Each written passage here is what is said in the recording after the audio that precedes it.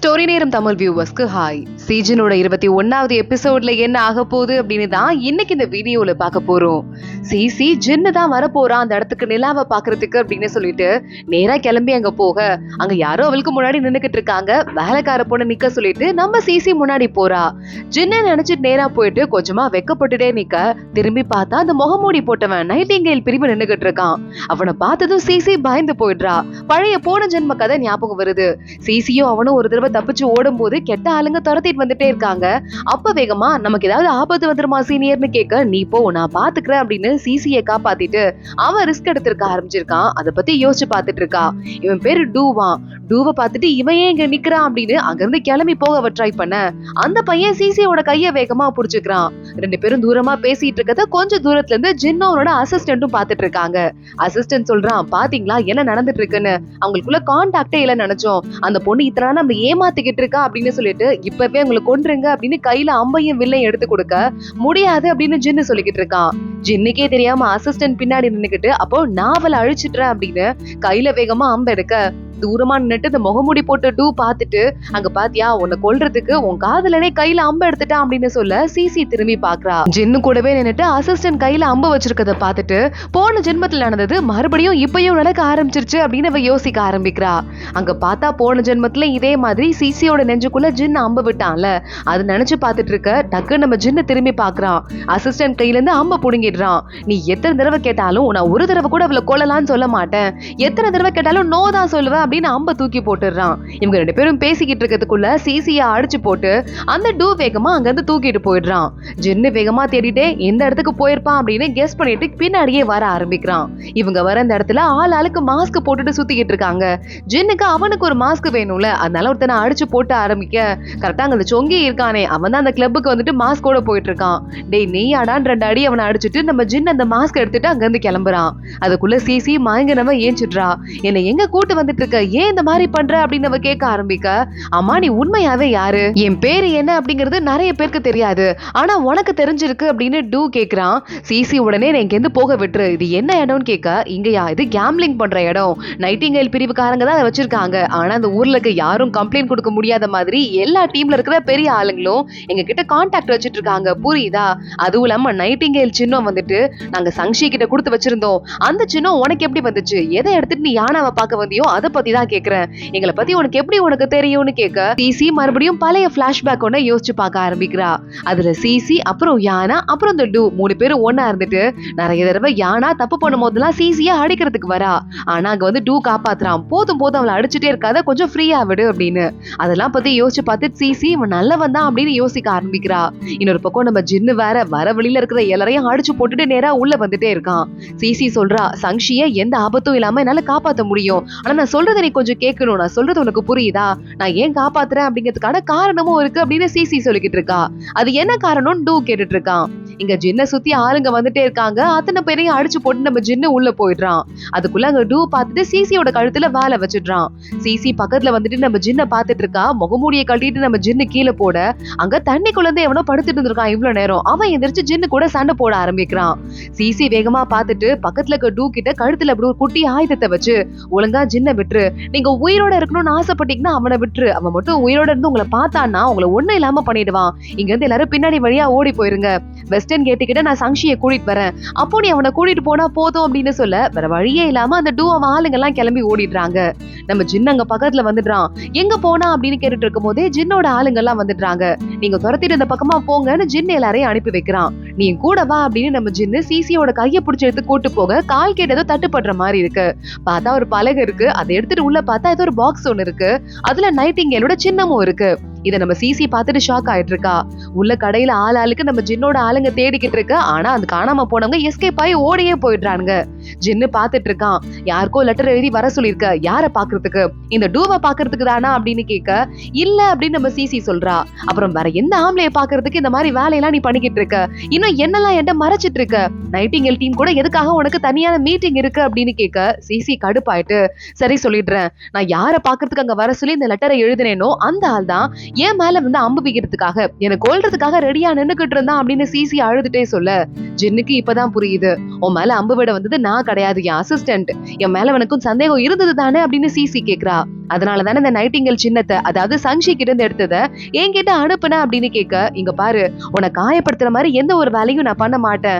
எனக்கு சின்னதா அப்ப சந்தேகம் இருந்தது, அதனாலதான் உங்ககிட்ட டெஸ்டா கொடுத்து விட்டேங்கிறது உண்மைதான் அப்படின்னு சொல்ல, இப்ப நானே ஒருவேளை நானும் தேவதையா இருந்தா என்ன, எனக்கு கொன்னுடுவியான்னு கேட்க, நீ நானும் தேவதை கிடையாது, என்ன பொறுத்தவரை என்னோட பக்கத்து வீட்டு பொண்ணு, நான் லவ் பண்ற பொண்ணு, அவ்வளவுதான் அப்படின்னு ஜின்னு சொல்றான். ஆனா நான் நானும் பெரியவ காப்பாத்தணும்னு நினைச்சா நீ என்ன பண்ணுவ அப்படின்னு சிசி கேட்க, நான் இந்த ஷாவ் நாட்டை காப்பாத்தணும்னு நினைக்கிறேன், நீ நானுவ காப்பாத்தணும்னு நினைக்கிறியோ என்னவோ எனக்கு தெரியாது, இந்த ஷாவ் நாட்டை நான் காப்பாத்துவேன், உன்னையும் காப்பாத்துவேன் அப்படின்னு நம்ம ஜின்னு அவளை கட்டி பிடிச்சுக்க, வெளியே ஜின்னு அப்புறம் சிசியோட அசிஸ்டன்ட் நிக்கிறாங்க. ரெண்டு பேரும் ஒருத்தங்க பார்த்து இப்பதான் ஹாப்பி ஆயிட்டு இருக்காங்க. இன்னொரு பக்கம் நம்ம ஜின்னு ரெடி ஆயிட்டு இருக்கான், கையில இருக்கிற வாழை பட்டு தீட்டிக்கிட்டு.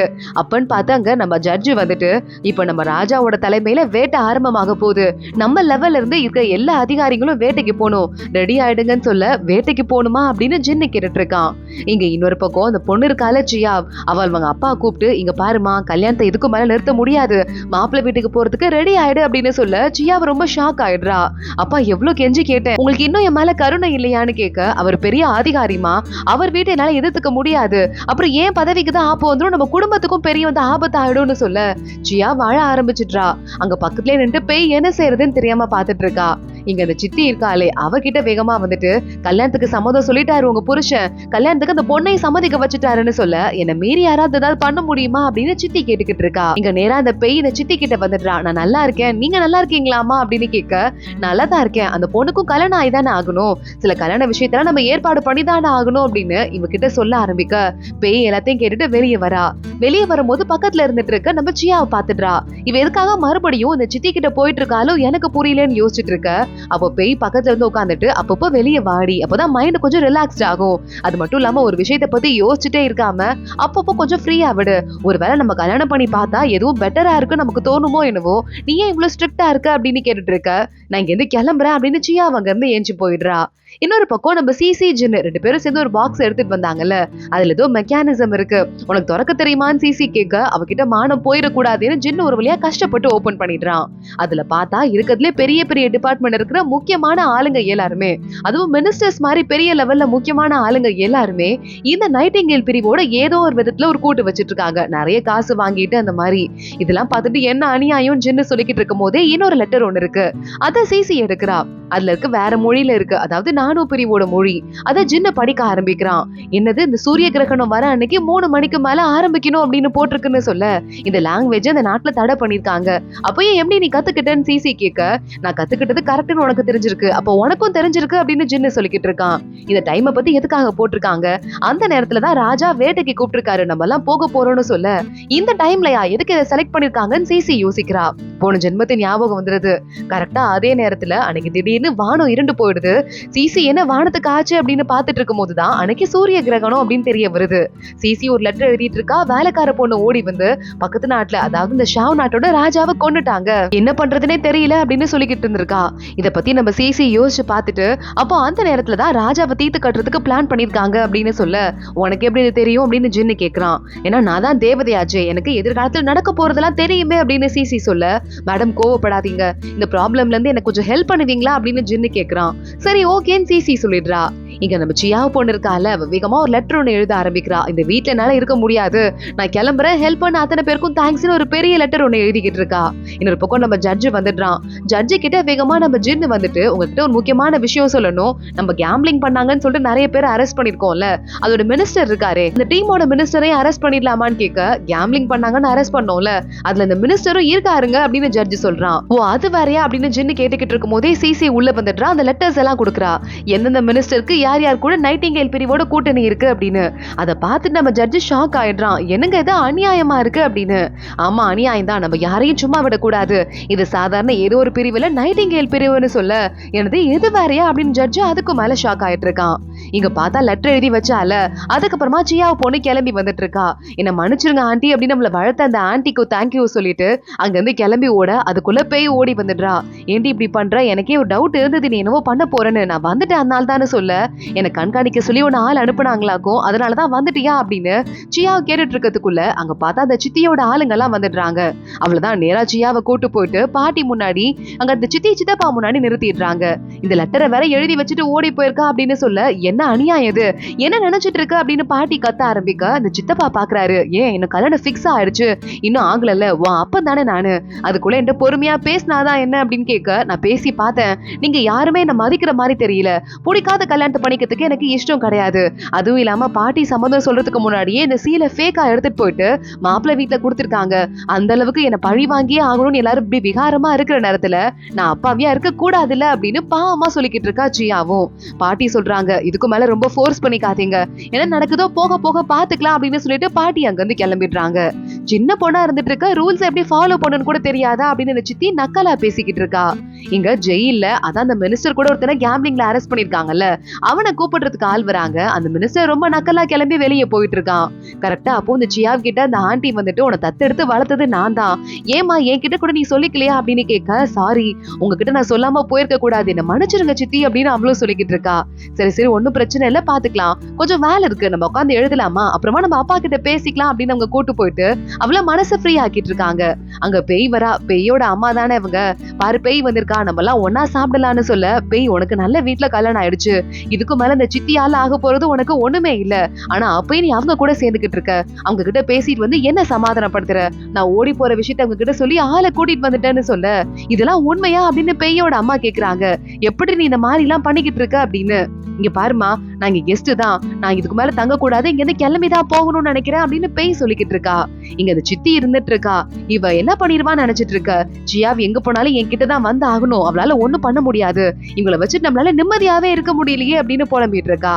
இங்க இந்த மினிஸ்டரை ஜெயில இருந்து கூட்டு வந்துட்டு நம்ம ஜின்ன ஜட்ஜ் 2 பேரும் ஒன்னா உட்காந்துட்டு நம்ம எல்லாம் கொஞ்சம் ஒன்னாவே டின்னர் சாப்பிடலாமா, உங்களை போய் அரெஸ்ட் பண்ணிட்டோமே அப்படின்னு பேசிட்டு இருக்காங்க. இங்க பாருங்களேன், நைட்டிங்கேல் பிரிவோட கூட்டு வச்சிட்டு இருக்காங்க, டாக்குமெண்ட்லாம் இருக்கு, இதுல இருக்கிறது உங்க பேர் மாதிரி இருக்கே அப்படின்னு நம்ம ஜட்ஜு கேட்க, அந்த ஆள் கொஞ்சம் ஷாக் ஆயிட்டு பாத்துட்டு இருக்கான். அதோட தான் இந்த எபிசோட் முடியுது. அடுத்தடுத்து என்ன ஆக போகுது தொடர்ந்து பார்க்கலாம். இந்த வீடியோவை லைக் பண்ணிக்கோங்க, மறக்காம நம்ம சேனலுக்கு சப்ஸ்கிரைப் பண்ணிட்டு பெல் ஐகானையும் கிளிக் பண்ணிக்கோங்க. அடுத்த வீடியோல பார்க்கலாம். அது வரைய பாய்.